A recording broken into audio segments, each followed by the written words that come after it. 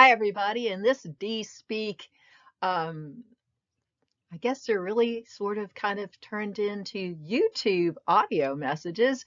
I'm going to talk about three tips or reminders about some of the tools that are in eLearn that faculty can make use of.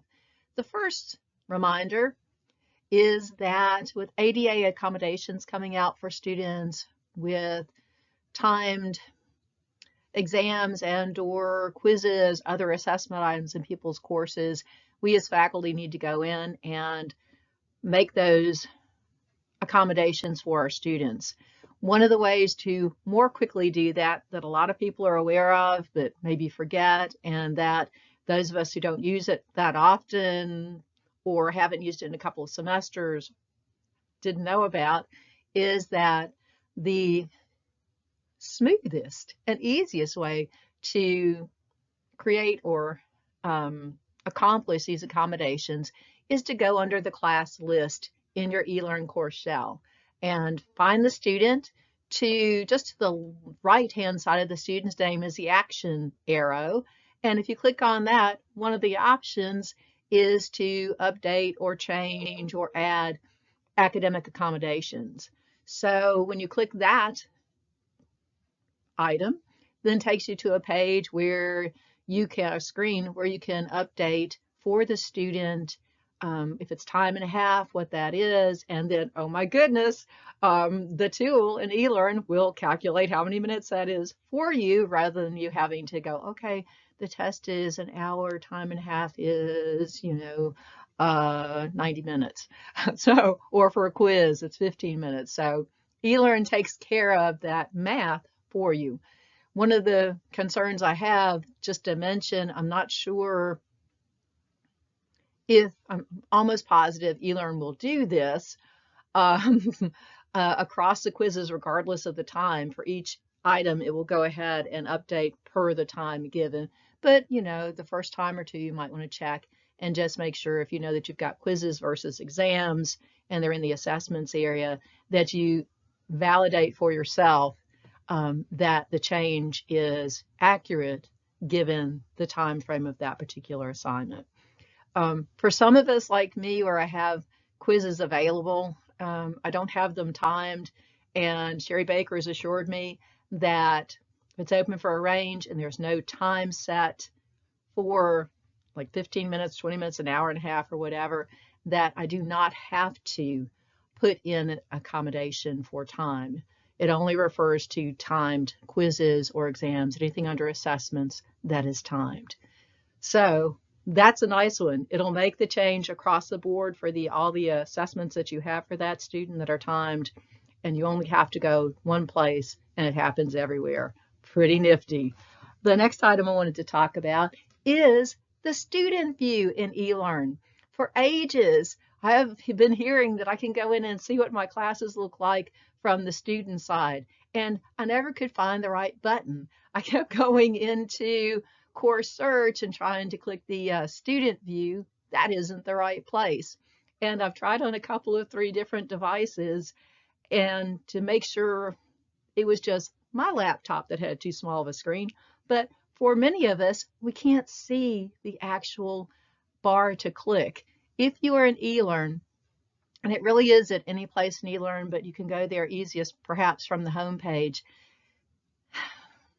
If one hovers the cursor just above your name in eLearn, and that's up in the right-hand corner, if you hover somewhere around in there, you'll see the very bottom edge of a blue tab. Now, the one just above the email icon will take you into email, but this is one just above your name, my name, in eLearn. And when you click that tab, even the merest edge of it, then opens up a screen where you can select student view. And you can click that, go into your courses, and see how the course actually is displaying for students. This is useful when students ask you or me, as we often get questions about they've clicked everything in the module, but it still doesn't say 100%, and what's that? There is a progress bar in each one of the modules in our eLearn courses for students.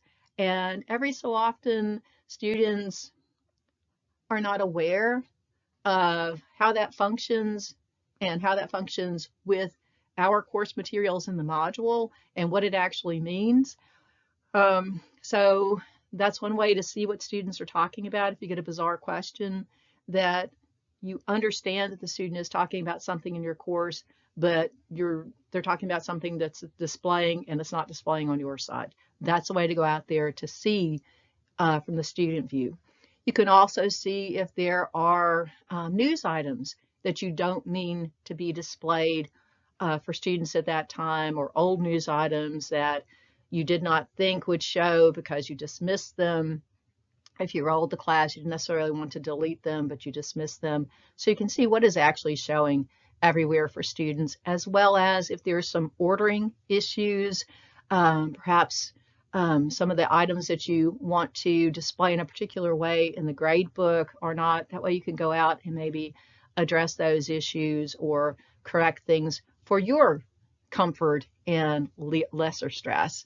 So that's another tool. In order to return to the instructor view, because you do want to leave the student view, as we all do at some points, again, just hover the hover the cursor just above your name, and again, you'll have the bottom edge of that blue rectangle or the whole blue rectangle tab, and you can click that and you can return to instructor view. So that's the second item. The third item is, let me check my list.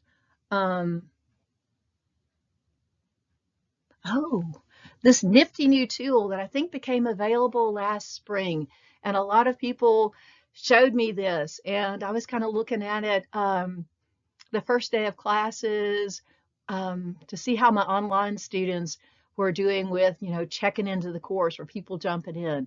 When you're on the home page of each one of our courses in eLearn, and a lot of people know about this, but if you haven't looked at it, I don't know how super valuable it is, but it's kind of fun. If you're on the right-hand side of the screen on the home page of any one of your courses in eLearn, the course shells, and you scroll down near the bottom of the course shell screen, you'll see some data about student progress in the course. It'll show you how many students logged into the course that day, how many assignments were completed that day. And of course, you can go into the actual course and under resources, you can look at that same sort of information. But this is sort of a quick look, a quick tab, and especially at the beginning of the semester, if you're curious about, are people actually accessing the course? If you're talking about something in class and you want, students to be logged into the course and they're working on assignments, you can actually go out there and look below and see if students are actually logged into your class and working on assignments. It's kind of, I don't know, it's a little bit of big brother, big sister, big teacher. I don't know. It's kind of a fun tool. Those are the three things I wanted to talk about in this brief YouTube tutorial. I do have some folks lined up for faculty interviews. I'm going to try to see if I can't find out who our faculty members may be, our colleagues who may be up for tenure and promotion this spring, and see if we can't get some interviews with them so that you can hear from those faculty and learn about them. Otherwise, oh my goodness, I'm within the 15-minute time limit. Have a great continuing start to your spring 2025. Bye.